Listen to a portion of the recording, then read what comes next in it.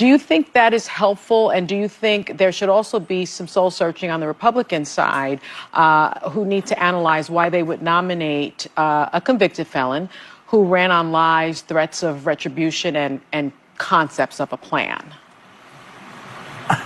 I haven't spent any of my time after the election freaking out or just, thinking about, here's where we are. And I would like to remind everybody that that's the way democracy works. In today's episode, we dive into a heated exchange between Sunny Hostin and Senator John Fetterman on The View. Tensions rose when Fetterman pushed back against the panel's comments, leaving the host stunned. This is a conversation you won't want to miss. Stay tuned as we break down the key moments and what they mean in today's political climate. People do have sympathy for that, but a lot of people are angry with him about it. What do you say? Oh, well, I think it's undeniable that the case against Hunter Biden was really politically motivated, but I also think it's true that the trial in New York for Trump that was political as well too. Now is that, and in both cases, I think a pardon is appropriate, and I really think collectively, America's confidence in these kinds of institutions have been damaged by these kinds of cases, and we cannot allow these kinds of institutions to be weaponized against our political opponents. And it's very clear both trials were politically motivated and weaponized that on the other side.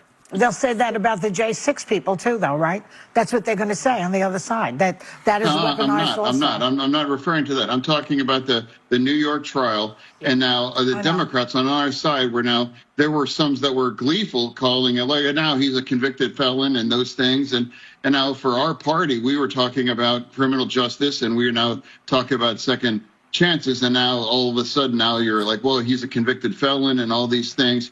And now clearly, again, both of those trials, the Hunter Biden one and the trial in New York for Trump, that was politically motivated. And those kinds of charges would have never been brought unless one side could realize that they could weaponize that.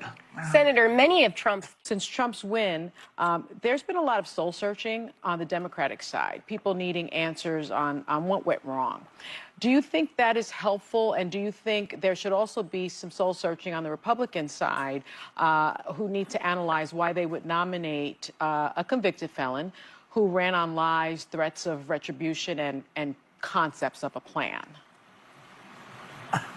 I haven't spent any of my time after the election freaking out or just, thinking about, here's where we are.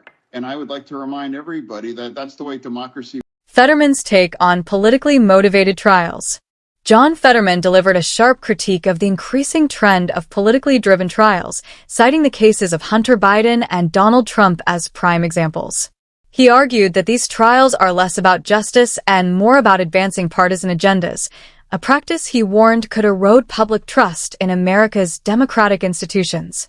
By framing these cases as examples of political weaponization, Fetterman called for a fair and nonpartisan approach to justice.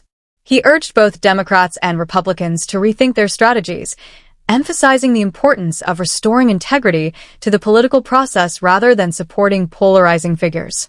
Lost some gains that they needed to make with young men across the board. And you said that there was a perception that they could be condescending or insulting. Can you explain what you meant by that? And how do you think Democrats need to be talking to men in a way that perhaps they weren't this cycle? It's become more and more difficult. It forces men to kind of choice, can I really remain a Democrat, and some of the kinds of the tone in those kinds of situations, it's undeniable. I've witnessed that over the last 8 years, and Trump has a really strong connection with a lot of these unions as well now too. And it was very clear that we've lost a lot of that. That migration has already been well underway, and here we are now. And now whether it's bros or the manosphere and all these, clearly those are negative kinds of terms. And if you talk down with them or you make them part of the problem, or it's all because of you and your fault, then of course they're going to find an alternative, and that's what they've done that. And I believe in having a conversation on anyone that's playing it straight. I'm delighted. I'm happy to be on your show or with Joe Rogan. I'm a fan of his as well, too, or Bill Maher, all of these people. I think having a conversation with anyone that wants to play it straight, I mean, I think we should be talking to as many people as possible. And it's undeniable that Democrats have lost a lot with men. And I'm not sure where we're able to bring that back without a long-term kind of a strategy to re-engage them, because Political hypocrisy and polarization. Today's political climate exposes clear hypocrisy on both sides.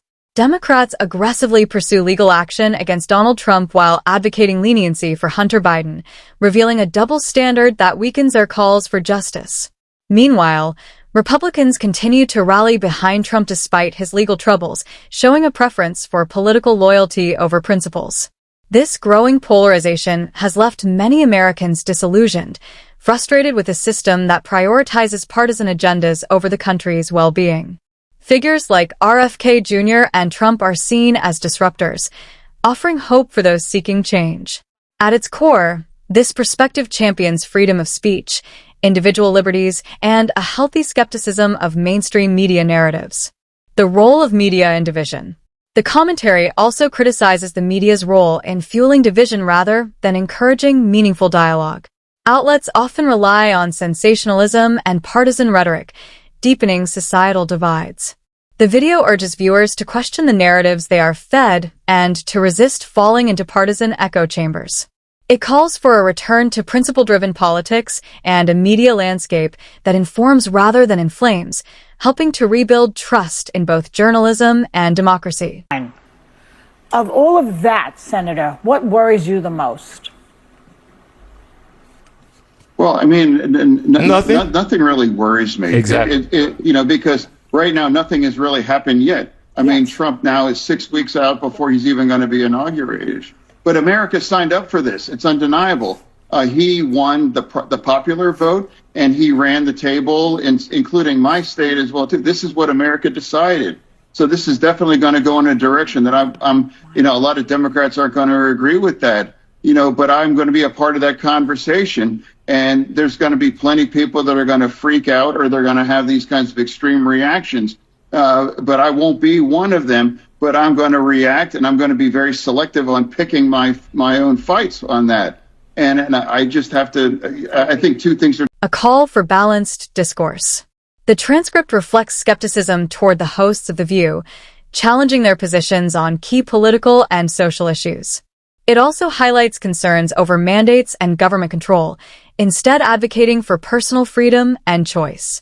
The broader message pushes for political reform and a resistance to heavy-handed policies. In the end, this video serves as both political critique and media analysis, emphasizing the dangers of using the judicial system as a partisan weapon. It calls for a fair, balanced approach to political controversies, encouraging viewers to think critically about the intersection of politics, media, and public perception.